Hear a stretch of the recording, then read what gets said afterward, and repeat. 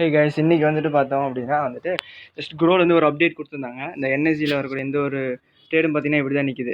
எல்லாமே வந்து பிளாக் பண்ணியிருக்காங்களாம். இதை நம்ம வந்து லேர்ன் பண்ணணும் அப்படின்னா ஜஸ்ட் என்ன இஷ்யூ போயிட்டுருக்கு அப்படிங்கிறத நீங்கள் வந்து படித்து பாருங்கள். ஜஸ்ட் லேர்ன் மோர் கொடுத்தீங்க அப்படின்னா இப்போதைக்கு வந்துட்டு இன்றைக்கி இன்டர்டேல இருக்கிற எல்லா பொசிஷன்ஸுமே வந்து பிளாக் பண்ணிட்டாங்க.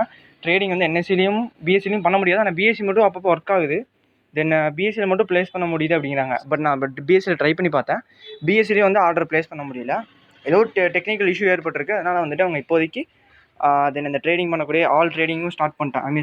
என்எஸ்சியில் பண்ண வேண்டியது. அப்புறம் இன்டர்டே பொசிஷன்ஸ் எல்லாமே பிளாக் பண்ணிட்டாங்க. நான் ஒரு இன்டர்டே சும்மா ஒரு டெமோக்கு எடுத்தேன். பட் அது வந்து இப்போ வந்து பிளாக்ல இருக்குது. நான் அதை காட்டுறேன். அதுக்கப்புறம் வந்து ஆல் இன்டர்டே பொசிஷன்ஸ் வந்து அவங்களே ஸ்கொயர் ஆஃப் பண்ணிடுவாங்க.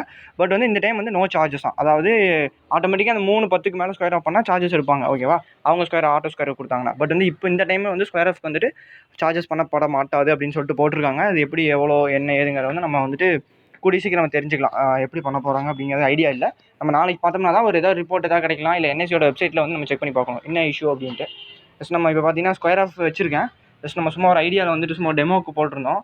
ஒரு 40 ஷேரு இன்டர் இதை பண்ணோம். கிட்டத்தட்ட 6 ரூபா லாஸில் இருக்குது.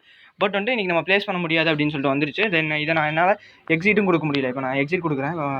இருக்கிற அமௌண்ட்டுக்கு நான் செல் பண்ணுறேன் அப்படின்னா இது ஃபெயில்டிங் ட்ரேடிங் ஹெல்டு அப்படின்னா ஜஸ்ட் நிறுத்தப்பட்டுள்ளது அப்படிங்கிறத காட்டுது. ஆனால் வந்துட்டு உங்களுக்கு வேணும் அப்படின்னா பிஎஸ்சியில் ட்ரை பண்ண சொல்லுது. நான் பிஎஸ்சிக்கு போகிறேன். பிஎஸ்சியில் கொடுத்துட்டு அதே ட்ரேடு 38 நிற்கிது. நான் வந்து செல் பண்ணுறேன் அப்படின்னா அதுவும் அதே மாதிரி தான் வருது. பிஎஸ்சியில் வந்துட்டு நான் ஸ்கொயர் ஆஃப் வந்துட்டு பிளாக் பண்ணியிருக்கேன் அப்படின்னு சொல்லிட்டு வருது. ஓகே, அதாவது RMS blocked for BMS CM. Okay, இதுலேயும் பிளாக்குன்னு தான் வருது. பட் நம்ம பண்ண முடியல. பட் வந்து டெலிவரியில் பண்ண முடியும்னு நினைக்கிறேன். டெலிவரி நம்ம செல் பண்ணலாம். பட் இன்டர்டே வந்துட்டு பிஎஸ்சியில் சப்போர்ட் பண்ண மாட்டேங்க போல். தென் இது எப்போ ஃபிக்ஸ் ஆகும்னு தெரியல. இன்னைக்கு ஃபுல்லாகவே அப்படி தான் இருக்கும்னு நினைக்கிறேன். தென் நான் என்ன ஏதுங்கிறத முடிச்சுட்டு நான் வந்து நாளைக்கு வீடியோ பண்ணுறேன். தென் தேங்க்ஸ் ஃபார் வாட்சிங். மறக்காமல் ப்ளகின் சப்ஸ்கிரைப் பண்ணுங்கள்.